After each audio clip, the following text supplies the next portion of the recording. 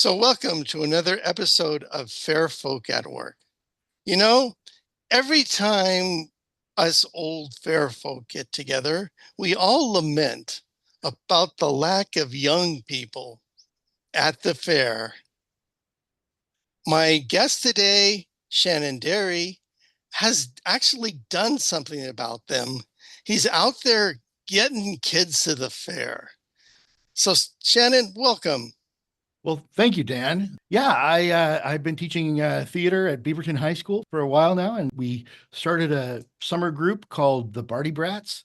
And I teach them some of the old shows that we used to do, The Old Tale of Good King Arthur, Pyramus and Thisbe, and they write a couple plays of their own. And we learn that's the fair style of theater. We learn how to pass the hat and how to engage people in the audience. We look at J. Paul's book on guerrilla theater and use some of his ideas because he's a genius. And we go to our local fairs here in Oregon and spend our summer hanging out, camping, playing, doing games. It's pretty fun. Okay, that was my first question, which is where is Beaverton High School? Beaverton High School is in Beaverton. It is probably the oldest continuously running school in Oregon. It's over 100 and some odd years old.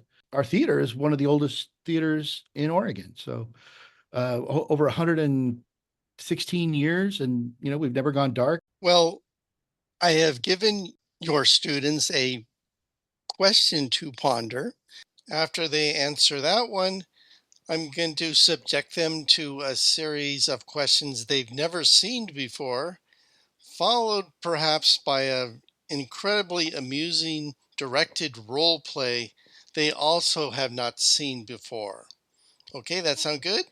Oh, okay. Let's go with Sam first. Sam, give us your name, the grade you're going into, and answer to the question, what was the first time you saw something theatrical and thought to yourself, hey, I could do that? And then what was the person, thought, or action that propelled you actually on stage? Hi, yeah, I'm Samwise, like The Hobbit. The first time I saw something theatrical and I thought, oh wow, I could do that, was my parents used to take me to a lot of like community theater shows in upstate New York, which is where we used to live. And then so I liked seeing the actors up there and how they would just like become someone else. And then of course they had all the like fun costumes and stuff, which, as a little kid, that's very appealing. And I wanted to be up there so bad. And then the other thing would I watched a lot of sketch comedy shows as a kid, like Kids in the Hall, SNL, that kind of thing. And I thought they were so funny. I wanted to be on one of them. Do you remember the first costume that sort of caught your eye and you said, I want to be in that one? Ooh. Gee, I don't know. I watched Cats as a kid, and I thought some of the cat costumes were pretty cool. What was your favorite cat? Definitely Rum Tum Tugger. Do your parents or family have a theatrical background? No, I think they wanted to give me lots of different experiences to kind of find my passion, and I'm definitely glad I did, because it led me here to Beaverton High School, to Beaverton High School Theater, to our wonderful director, and to the Ren Fair, and to this podcast. Well, thank you very much. Allie, you're up next. What grade are you going to be in next year? I'm going to be a college freshman. Well, congratulations. Your turn to answer the introductory questions. The first time I saw something theatrical, when I was younger, my mom and I would always watch the movie Annie together, the old one, with Punjab in it. But we got the opportunity to see it on stage, and I was like probably like 7 or 8 at the time, and it was like the coolest thing. And I think it was like in either the spring or summer, and like I was a bit confused on why it was set during Christmas at the time, but I saw the dog on stage, and like it was a real live dog for Sandy, and that was so cool. And yeah, that, like, just to see like all of them taking that bow together at the end was like really cool. And also I was watching like Disney movies as kids do, and like the ones set in like time periods where there's like princesses and knights and stuff. Like Sleeping Beauty was like inspirational because like I love Briar Rose's dress. I love like the puffs on Prince Philip's like shoulders and how he had the fight with the dragon. It was just awesome. How did you get from seeing a dog on stage and Disney shows to actually getting out on stage yourself? I had recently moved, and the old school I went to didn't have anything theatrical at it, but the new school I went to did. And so I was able to sort of get an introduction that way because there was like a specific school play that everyone had to be in. And like I worked so hard on this thing. I learned to project from it because like part of our character was to be the loudest thing on stage, and we weren't mic'd. And I'm a tryhard. Like I still had the lines written on my mirror because my mom had written them down, and so I could practice them and look at them like all day because I had a mirror in my bedroom. Can I hear your lines from this production? We are the chorus of the ancient Greeks. We have to act together, so we practice for weeks. Listen very carefully for when we speak, because we are the chorus of the ancient Greeks. Well done. It's the only lines from a show I remember, like afterwards. I'm sorry, I interrupted. Your original school had no theater program. I moved to Oregon and they did have theater programs. And then once I got to middle school, there was like a fully developed theater program after school. And I was introduced to it because I had forecasted for a theater class, and that was the first thing on the first day like that I had going on. So I met the theater teacher and she was really cool, and like we like meshed really well together. And so I became like one of like her main people she would go to, and like we would do like the plays we'd set up. And because we were in a cafetorium where her classroom was on the stage in the cafeteria, like every night we had to move everything off the stage so we could practice, and then move everything back on after rehearsal was over so it could be ready for the next day. That was incredibly tedious for the first year, but then afterwards we got portables that we could be taught in, and then the stage was free. But middle school theater was like my jam. Like I know some people peak in high school, but I may have peaked in middle school with theater. I don't think so. I really don't. Let's move on to Oliver. This is Oliver, and where are you going to school next year? Yeah. So I'm Oliver, and next year I'll be a freshman at Portland Community College. Very cool. And the first time you saw something theatrical, said, that's the life for me. And what got you out on stage? Well, I sort of started watching theater around the same time that I really got a start in acting as theater. I had a pretty high reading level for my grade when I was in second or third grade. So by the time I was in elementary school, I was already sort of familiar with Shakespeare stuff. Around second and third grade is also when I started first seeing plays. My parents would take me to like Shakespeare at the Park sort of things all the time because it was a free way of getting me to be quiet for a couple of hours. And at the same time in school, my elementary school had a performing arts club. They called it Ridgewood Performing Arts Club, or RPAC. Essentially, they did a play every year and you were in it. If you went to Ridgewood, you were pretty much in the play. It was kind of guaranteed. Basically, as far as I can remember back, theater was kind of just a thing that happened to me. It was sort of the normal for me as far as I can remember. Was it normal for everybody else in your family, including your parents? Actually, no. Both of my parents were really dedicated band kids. It was a bit of a surprise for them that none of their kids grew up to care about really playing music all that much. Also, my dad just hates musicals and theater in general. So it's really a wonder, but really I got a lot of it from my mom, who is she has a degree in English and she focuses on a lot of writing and stuff. And so she pushed me a lot when I was younger to succeed in that sort of thing. That's kind of where I got a start in it. Okay, Aiden, you're next up. Yeah, my name's Aiden. I'm gonna be a junior at Beaverton next year. I feel like it's a little bit weird that I know my parents took me to a lot of like community plays as a kid, like downtown Portland. I don't really remember any of them.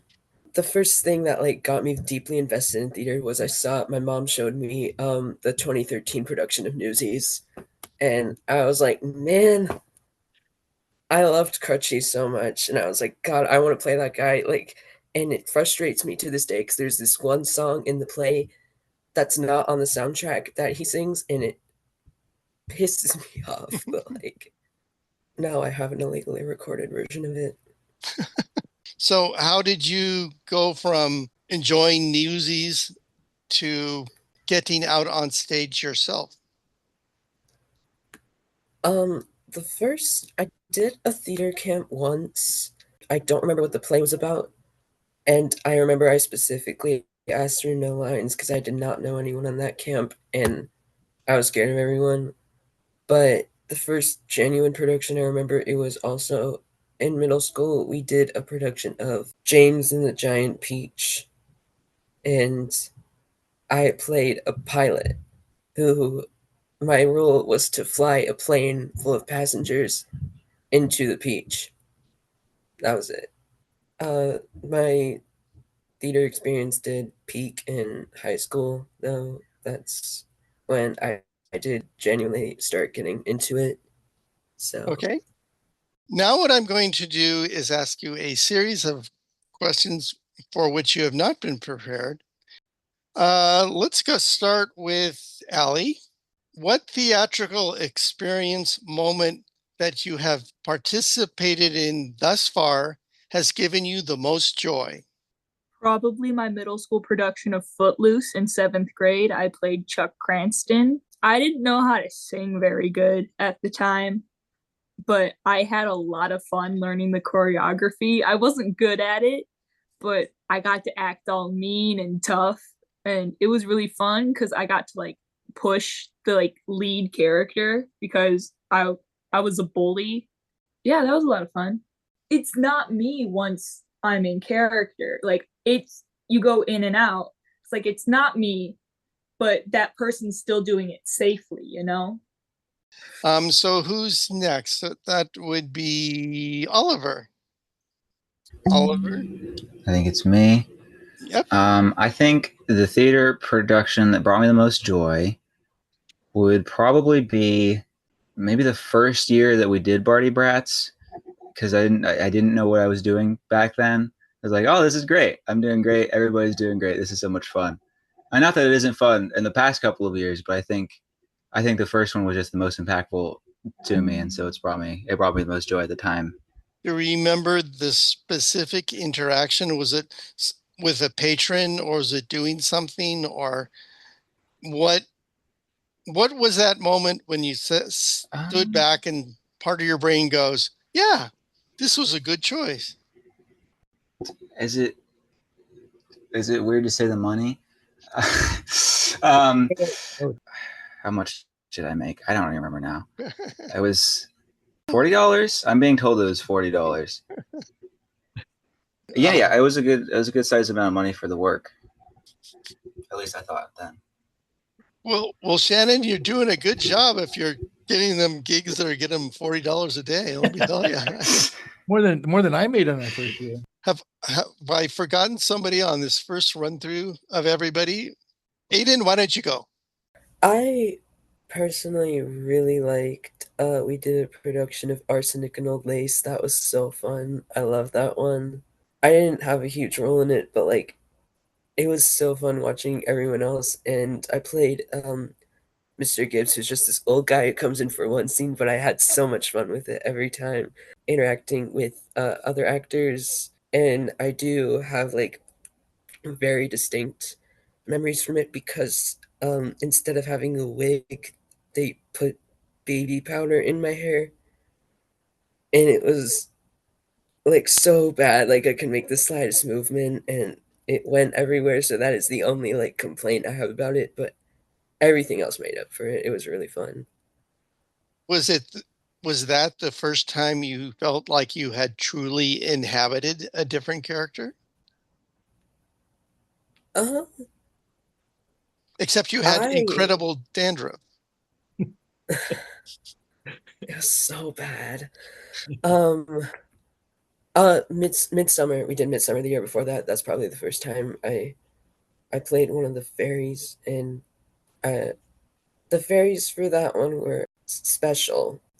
How do I even describe this? Tights, like brightly colored tights, and brightly colored wigs, and you're just kind of scuttling around on stage like a spider. That's how we did it, and I had a lot of fun doing that. That was fun, and we got to like push Samwise around and stuff. And I guess we are at Samwise's first question answered. Yeah, my favorite production we did was this year. We did The Hobbit, and oh man, that story is just it's so close to my heart. I mean, it was a bedtime story for me for a long time, and like I'm named after a hobbit, and I'm only 5'3". I had it was such we had such a fun time. Everyone I know had a really just a blast doing it, and I got to play Bilbo Baggins, who is like one of my favorite characters of all time. I was so excited to play it. And it was the last time I really got to act in a duo with Oliver over here. He graduates, so that was a special moment for me. Can you articulate a line from that show that for you, every time you said it, it was just because sometimes you can be in a show and it's rolling along and you know this line is coming up that you're going to nail and it's going to be so much fun to say it. Did you have a line like that in The Hobbit? There were two, if that's Okay. all right. The first one is after Thorin dies, I bid you all a very fond farewell, and then exit, and it's hits my heart every time. And Thorin had been rolled away, and all the dwarves are gone right after that. So I'm kind of just alone on the stage for that one, and Okay. I certainly felt emotional. I hope the audience did too. I hope that transferred. And then the second one is at the very end. We're walking back to the Shire, and me and Oliver, you know, the Tolkien had the poem "The Road Goes Ever On" in the book, and so we found a musical version of that, and we sang a little walking song at the end, and that was like the last thing that was on stage. And I don't know, it meant a lot to me, and I thought it was a really like powerful moment, and I hope that kind of transferred to the audience. Can you remember a little bit of that song? You don't have to sing it, but if you can, Uh, or if you can sing it, that'd be great too. the road goes ever on and on, down from the door where it began. Now far ahead, the road has gone. Well, we kind of Can lost part of that. Thank you very much. That was really good. Switching now to talking about faire. And this time we're going to start off with Aiden. Aiden, what was your first impression of faire? And what is your current impression of faire? The first impression was I was really scared that I wasn't actually going to get in because last year on the list, instead of having the Barty Brats under B, it was under T for the. And then Derry came down, like, and proceeded to come down with, like, a truck full of kids. And it was so chaotic. And it was so dusty. And I was like, I didn't know how to comprehend it. So you And would say confusing would be the first adjective that yeah, sprang to a mind. little Yeah. overwhelming. Yeah. And then figuring out that you have to project really, really loud because everyone else is really, really loud there. Currently, it's just as dusty as I remember it, and I'm not gonna miss that part for this weekend. After an interlude of dealing with Aiden's dog, the interview continues. What was the How question how again? how has your perception of faire changed over time? I mean, it's always gonna be like chaotic and confusing because especially with King Arthur, like learning how to work with different types of people. We've just from the past 2 years, I know that like working with different people playing Guinevere, we've had some history of difficulties with that and learning how to work with people who are um, not I'd like to cooperative and make less a cooperative. verbal footnote and point out that Aiden here has played the role of Arthur in the Ye Old Tale of Good King Arthur. And so when he talks about working with new and improved Guinevere's, he knows he's walked the walk. So go ahead. Yeah. You got I don't know, I've been always kind of cautious with that, especially at the end part where it's the Arthur, look at this, you should treat her to a kiss. Like everyone I've seen like kind of goes like leans back a little bit. That's why I immediately like get down on one knee. I'm like, it's not gonna be that kind of thing. And then you kind of quickly play into the part that you're disgusted because I don't want to make an audience member uncomfortable.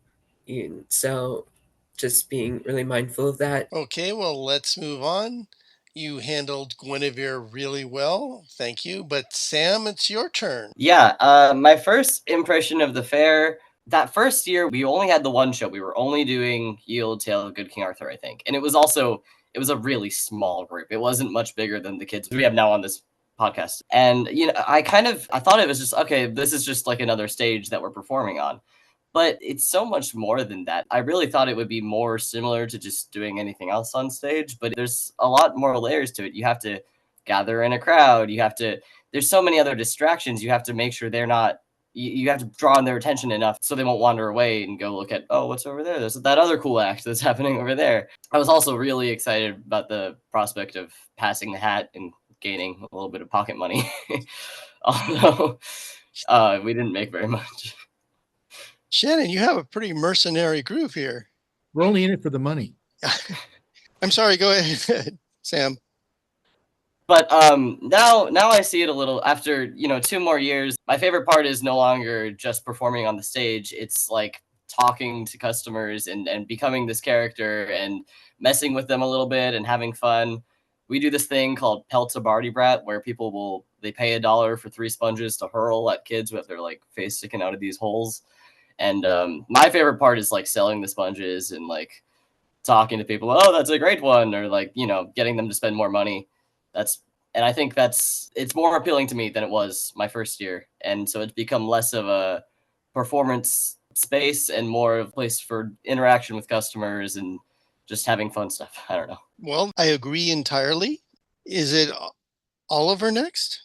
First impression of fair, and has that evolved over time? So my first impression of the Ren Fair, I think, was probably it was probably from Dery describing it, if I have to be honest.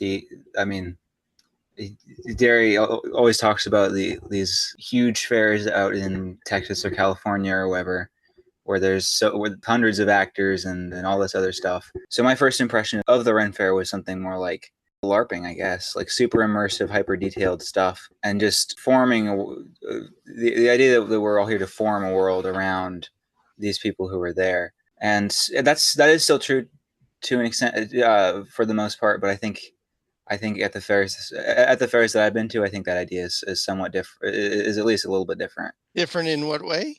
Well, I think overall people tend to have, at least between performers, I think there's a bit more individuality of it. That might just be the kind of actor that I am, that I pick up on that, though. Like, I mean, Samwise was talking about Pelt a Barty Brat and how their favorite part is to sell the sponges and to like prep people up and interact with them. Personally, my favorite part of doing Pelt a Barty Brat is to hawk it and just like get these lines and go. I don't like to improv all that much. I think I had the impression that the fair was a lot more improv heavy than it might maybe is.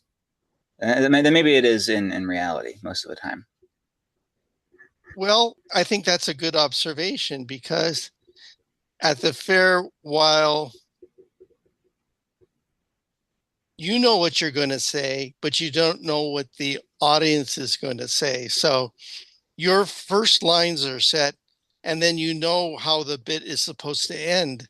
It's just the stuff in between that you're sort of figuring out as you're going along. So let's move on to Allie. What was your first impression of faire and how has it evolved over time? Answer.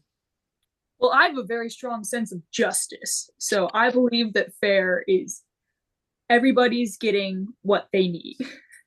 But on like the Rennaisaince faire note, my first impression is I went to the Bristol Rennaisaince Fair with my dad and my brother.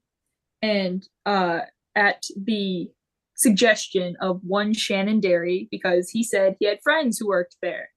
And so he gave me the name of the group he used to work with, Sound and Fury. But my memory's not very good. And as I hadn't known him very long, it just like, I just remembered like the F. It may have been like fire. So there was whips and fire. I'm like, maybe, might have been it. I don't want to talk to them because I'm scared I'm wrong. But I went there. It was a pretty cool thing. I didn't have any costume yet, so I was kind of boring, I guess. My dad kept trying to pressure me to get the turkey leg. I'm like, I don't like turkey. Like, if you want it so badly, get it for yourself. I won't judge you.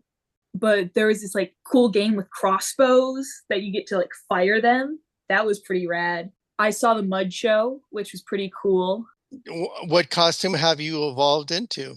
I have the premium off Amazon and a few select pieces from Dave from Sean and Dave, which I have graciously borrowed and will return at the end of this weekend, I promise. And so it's like this kind of like jester outfit. I got puffy shoulders and a vest, and sometimes I have puffy legs. Let's just go in the reverse order. So, Allie, you can go first with this one. How does your experience at the fair compare to other venues and acting styles? I've only really performed on school stages. The acoustics are a lot different. With the fair, it just goes everywhere and no one can hear it unless you're like super loud. And so I have vocal cords of steel at the fair when I'm just like projecting. And like you can interact with the audience a lot more. Like you can throw in jokes that you had no plan to do in rehearsal. You can banter with the audience a lot more if it's not like in an auditorium. Okay, very nice. I think let's see, Allie. How about Oliver next? How does your fair performing experience compare and contrast to other venues and styles? Like Ali said, volume is really different. You got to be way loud when you're performing at a fair, just because of how many other things are going on. Something that I noticed a lot of too is backstage energy. I don't know if it's just because of the heat or because of how much time you're spending acting in a day, but just I think a lot of people will. I see a lot of people like finish with their show and then they head backstage and they're just wiped. Not quite as much as what happens in traditional theater. I think it can affect shows sometimes. Yeah, no, it's just mostly just the energy of it is way different, whether you're acting or not. I realize this is a little bit of a diversion, but I noticed out at fair you also had a single act. You pulled some audience members up and then told a story using magic tricks and props. What was the thought behind going in that direction? The props just kind of came with the magic. Well, for that act, it's an act where I'm portraying Merlin if he was young, telling this story. So because it's both a magic trick and I'm telling this story, and I'm the only person aside from the volunteers. I'm the only actor on stage. It kind of just came up as necessary to have props be a part of it. It's not like a necessary evil or anything like that. It can become really helpful at telling a story, especially if you can incorporate it into being both helpful as far as the magic goes and also like contextualized within the story. But I guess my larger question is, what made you think and telling a story with magic was the way you wanted to go? Sort of lean towards making a magic act as far as, or a different performance. Do you mean? Yes. I think it started as a couple of things. I mean, I've always kind of wanted to do a show with magic because I love it. I used to watch episodes of The Masked Magician from the 90s that got like uploaded on Netflix. As far as bringing it to the Ren Fair, I felt like it was the perfect opportunity to add that because we just finished The Hobbit, and so I played Gandalf, so I already kind of had a wizard costume handy, and so I figured if there was a time to try and do a magic act, it's probably the best place to do it. Okay, that's okay. Well done. Fair enough. Who am I forgetting now? Ali, Sam, have I done you for this one? Okay. Not yet. Okay, then make this moment yours, my friend. Yeah, I think fair acting is a lot different. I mean, for one thing, it's the projection that I think everyone has talked about so far, but also on top of that, it's not just being loud. You have to be interesting. If there's like 5 people standing in a line talking on stage, the audience is going to want to go check out the other 5 million interesting things that are happening in the fair. You have to do something shocking enough to pull them in and then have it high quality enough to keep them there, I think. When you're in a school theater, it's the only thing to watch. Their eyes aren't drawn to anything except the stage and maybe their cell phone if they're a bad audience member. And I think it's taught us all a lot to use in a school theater setting, though, because if you're in a situation where you need to be interesting, it kind of nudges you to be interesting even when you don't need to, and that just makes you a better actor overall, I think. Now, wait a minute. Are you the one who dove into the ground for the Pyramus and Thisbe? Yes, I am. I would like to point out for those listeners out there who remember a very young Adam Long, the gentleman here in front of me, in the middle of some dying soliloquy, he came off the stage. There was an empty picnic table. He died on the picnic table. Then he saw somebody filming himself. And then somehow he dove off the picnic table and onto the ground in front of the person filming. And then he staggered back to the stage, but fell in front of the stage, which was clearly not the place he needed to be to die.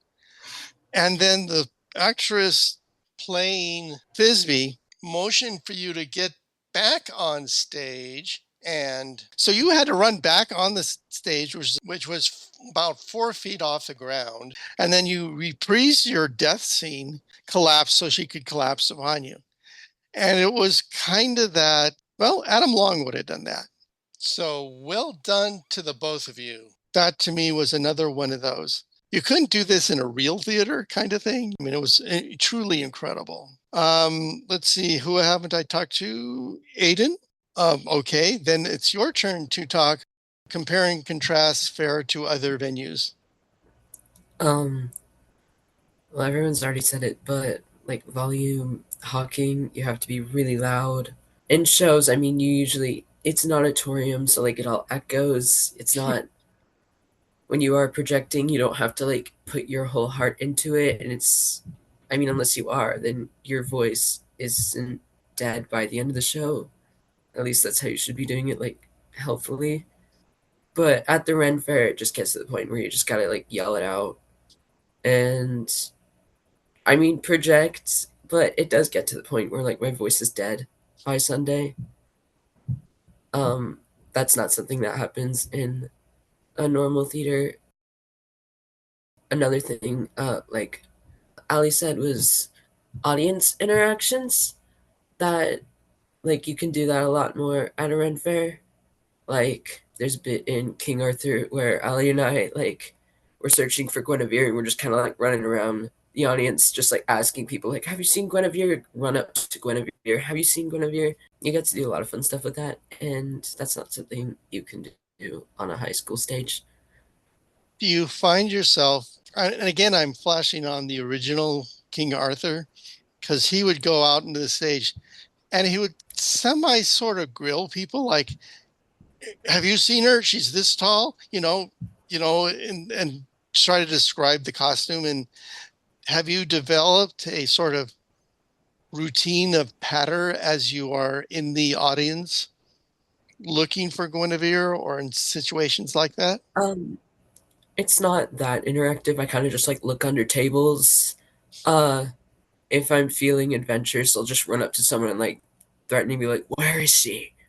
And then like just run to the next person. It is a short bit though, so it can't be way too long because you gotta run back up on stage. Did I get it, everybody? I think so. Yes. The next question is, if you could start your own fair, what time or fantasy world would you set it in? And what would be your role in that Renaissance fair? And let's start with Oliver. Why don't we start with you this time? Man, that's tough. This is something I like to think about a lot. Just sort of, I'm really interested in that sort of, in that idea of like making an experience that is immersive for people, like telling a whole story. If I had to choose one idea, I think the LARP scene, like live action role playing stuff, like real life Dungeons and Dragons. I've always thought that was very interesting. If you could design like a fair or an event or something featured around that using the sort of mechanics that they tend to have, constructed experience for that, I think that'd be pretty cool. What would your role be in this Dungeons and Dragons fair? Just like a peasant. I don't know. I'm tempted to say, oh, I'd be the king of this thing or whatever. But honestly, I think I'd probably just like to pick some kind of smaller role that gets me to interact with a lot of people, whatever the story is. If it's a big royal story, maybe some kind of lesser noble or something. Just a boots on the ground sort of where I get to sort of directly give a lot of immersive experience to people. Really cool. Aiden, same question to you. If you could create your own immersive theater Renaissance fair village, what time period or fantasy worlds would it be, and what would be your role in it? I have one, but I think that's Sam's answer, so I'm gonna do a different one. I think pirates are really cool. Golden Age of Piracy, 16th century. That'd be really cool. Like just seeing. What about that age attracts you or seems fun to reenact theatrically? Pirates are cool. I have like a lot of pirate stuff when I was a little kid, and one of my favorite shows revolves around piracy. And I don't know, like when you look, I have just once again that's my dog. I'm sorry, um, but I don't know. I guess it'd also just be cool because like you said, like everyone, there's so many pirate costumes at the Renaissance fair. I don't know what's happening out there, but something is. Is there something you need to take care of, or? No, I think they're just barking at reflections. They do that. What kind of dogs do you have? One's a Labradoodle, and the other is, we don't even know, some sort of lab, but he's really small. But yeah, so sorry, like you were saying, seeing how many people like cosplay and costume as pirates at the Renaissance fair, like it makes me wonder what a whole fair revolved around distinctly that would look like. And what role would you reserve for yourself at this pirate Renaissance fair? I don't really have an idea in particular, just I don't know. I guess whatever really works, I don't really care. I just want to see what the idea of like I want to see how everyone else would react to that, and I think like the whole experience would be really cool if they made something like that. So. Fair enough. I think that if I had an award for interview/improv given under greatest duress, you and your dogs would win it hands down. So thank you very much. I think I'm going to go to Sam next and ask him what your Renaissance fair would look like And what role would you be in it? I've thought about this. Okay, so it'd be a pretty large fair, all right? I'm imagining it's Middle Earth, okay? There's different, you know how Disney has like different sections of the park or different things? Like there's like the Wild West place and the place that's like Toy Story. It'd be like that, but for different areas of Middle Earth. There'd be like a little part for the Shire, and there'd be one for Mordor and Rohan and Gondor, and then the whole fair would be have like a track around it. And the main reason that people would go to the fair is because there's like not a marathon, but like a walkathon that is the distance that Sam and Frodo traveled to Mordor on foot, and then they could walk the track that amount of times, and it'd be a whole thing. It'd be so fun. And what part would you play in the day-to-day activities of this? You set this fair up, you can give yourself any part. I think I would want to be the Eye of Sauron, and I had to have like a big flashlight that I could shine at people and annoy everyone. I forget, is he on a mountain or something? Yeah, it's in Mordor. He has the Tower of Barad-dûr, so yeah, I'd have to be on something high up with my big flashlight. Annoying people. Yeah. That's the key part, I suppose. Allie, finally bring us to a conclusion of this question. Okay, so it's going to be very similar to the Rennaisaince Fair, but it's a dinner experience. And everyone likes to focus on the joust, right? So we have 4 jousters. They're wearing colors like red, green, blue, and yellow. And like it's a full-on dining experience. Like we put them in this like little arena that's inside this like castle-like structure. And we don't give them silverware. They don't get silverware. They have to eat like chicken and corn and like potatoes without silverware at all. And then there's like a queen and a king. They switch off some nights, talking about who's like leading the festivities and whatever. But there's like this Green Knight, and he's a real bad dude.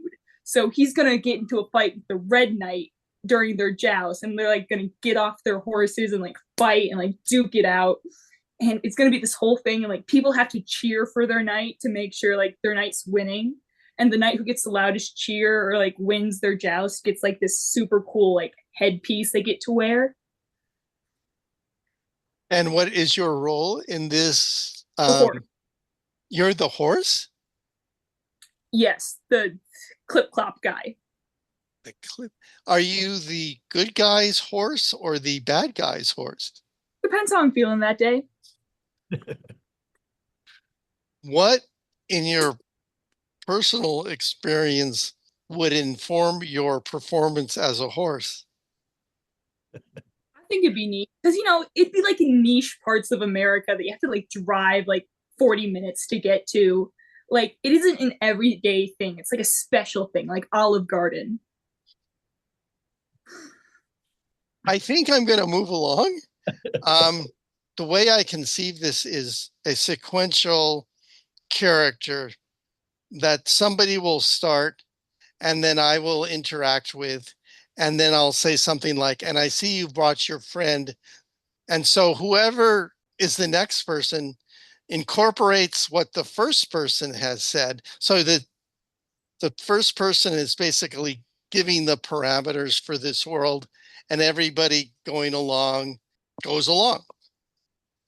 So it's not how quick you can be. It's just a listening and contributing exercise rather than who can yell the loudest, funniest, fastest. Okay. Allie, I'd like to start with you. Yes, sir. Your character is you. You are you, and you're your age, and except you've won the Academy Award. Whoa, that's insane. So what I want from you is, first of all, tell me the Academy Award you've won, and give me your acceptance speech. And you can take as long as you like with your acceptance speech. Okay. I am accepting the award for Best Ensemble Dead Body in the background of a scene. Yeah, I did get stepped on 40 times for one take. Yes, I enjoyed it. I would like to thank my mother, who taught me how to be a dead body, not by being dead, but she taught me to lie very, very still. Also, I'd like to thank my cats, who also taught me to lie very, very still, or else they would get off of me. I don't want that. I would like to thank my middle school drama teacher for teaching me how to die in productions. My first death was in my first show of Lion, the Witch, and the Wardrobe. I played the bad wolf. His name was Fenris Ulf, and I got a sword. That was really cool. But I'd like to thank her because I died in a few other productions. And then I guess my high school teacher, my math teacher was really good in high school. He let me work with him one-on-one because I was very bad at math. And then another high school teacher, my biology teacher, she wrote me a letter of recommendation. That was very nice of her. And I guess my drama teacher, he was fine too. I would also like to thank the director for casting me in this role of dead body number 4. It has been an incredible pleasure, and I would like to continue this career further. Thank you so much.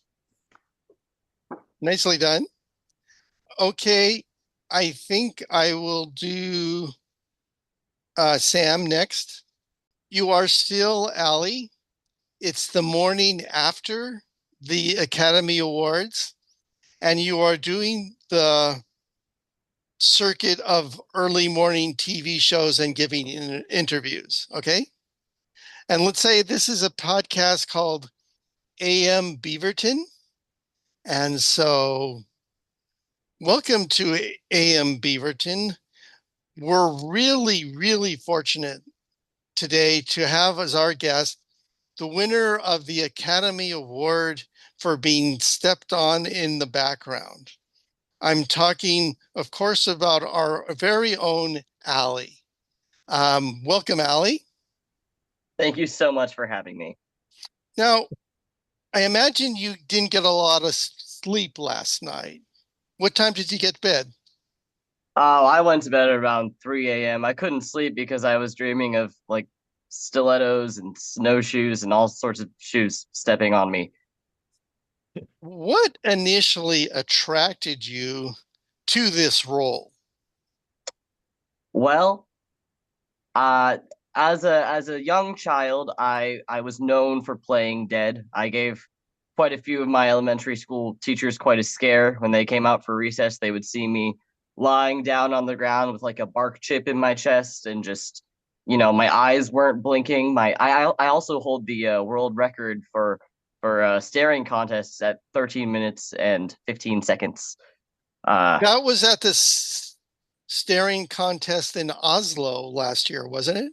Yes, it was. Yeah. You upheld the honor of Beaverton Proud in Oslo. Yeah. I didn't used to wear glasses, and then I went to that contest, and now I wear glasses. Changing gears a bit, you were recently voted the Worldwide Critics Circle Greatest New Talent, and Billboard has noted you as the worldwide #1 box office star for the second year running. Why do you think you are so successful on so many levels? Well, to answer that question, I would have to say it's because I'm ginger. There's only a few of us left in the world, and I think my red hair, and while I'm lying dead, I think it gives the audience something to crave, and they keep coming back for more. To follow up on that, how do you manage to stay so humble? I don't. Okay, moving right along. Sources tell me that you have had tryouts with both the Lakers and the Dodgers, and they went very, very well.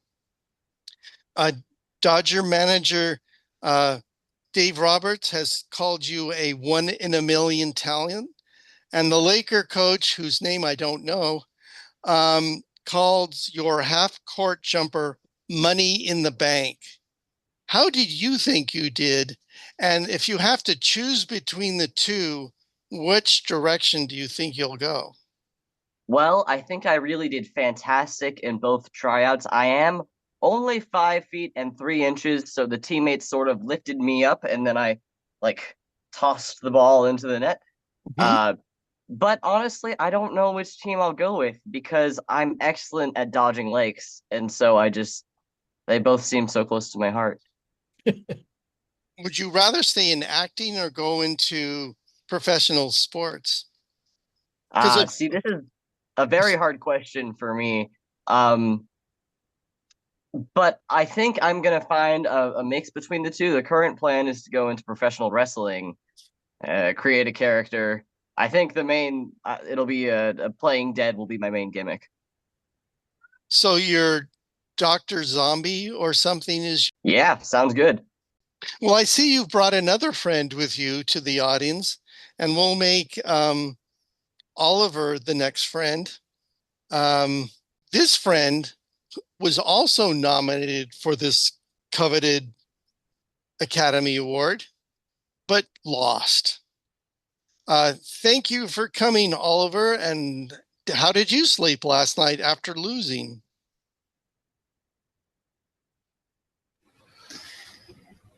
Well, I like to think I slept like the dead, but I guess that's not a super accurate statement, is it?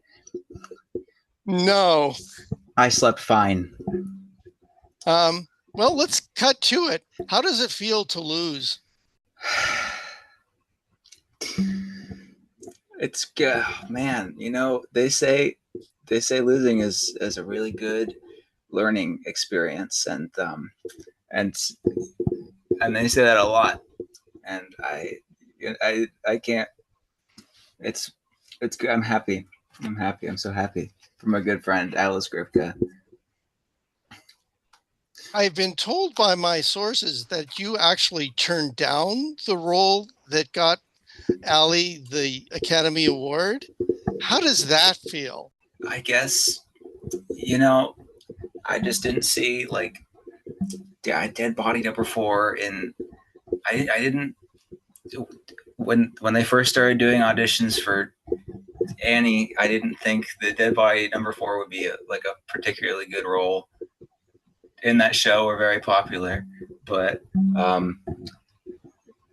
so I guess the bag's on me in that case.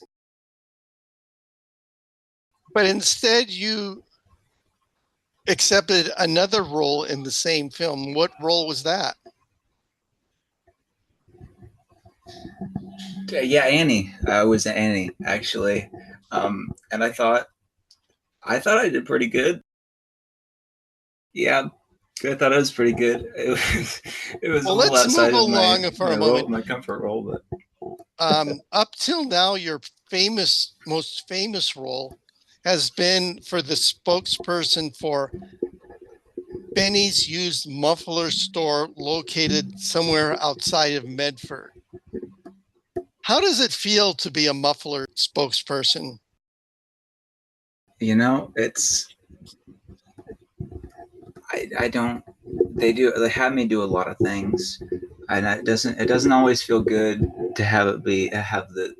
They make a lot of jokes about, oh, it's the mufflers even work on me, and it doesn't always feel good, you know.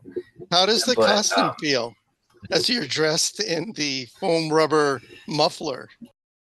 it's probably pretty good. I don't know. I couldn't tell you. One other thing before we go, the slogan for Benny's muffler is Benny's mufflers make it go smooth. Could you share with us your characteristic rendition of the slogan to make people want to buy a used muffler from Benny? Yeah. Benny's Yeah, mufflers I can. make it go smooth. Can you just do it spontaneously? I'll give you a minute. Okay, hold on.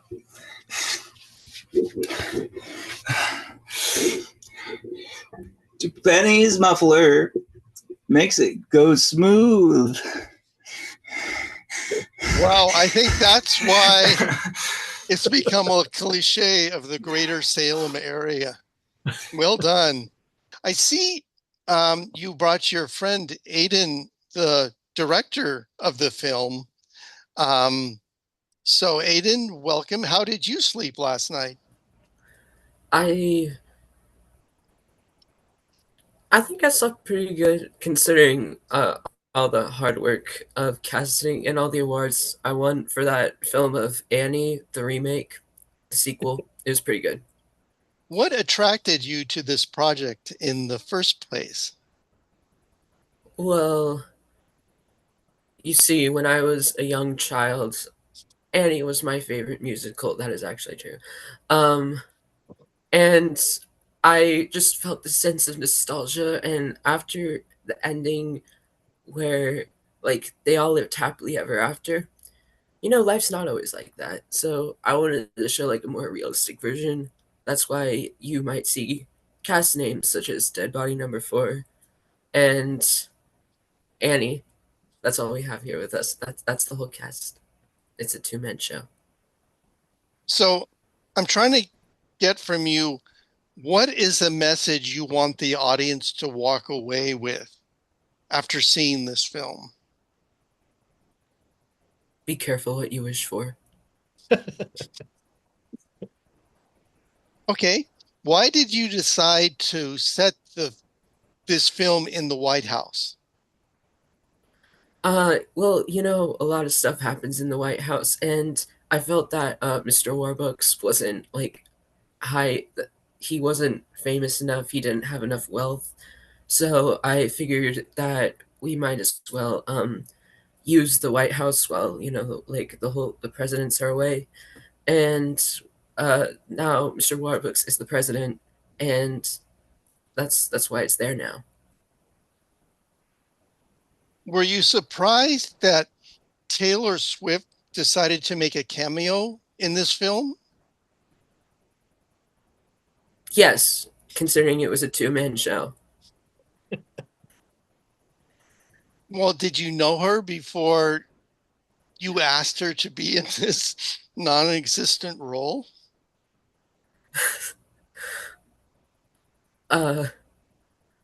Sorry, can you repeat that question? I did not really. Well, Taylor Swift makes an uncredited cameo in this film. Yes. Did you know her before you invited her to be in the film? No, but I've had well, yes, actually, I lied. I did know a little bit about her. That is why she does not have credit because, as many people would say, she's the problem. It's her. Well, that leads into my next question, which is, how was it to work with her? She was the problem. Well, I think that brings to a conclusion another episode of AM Beaverton.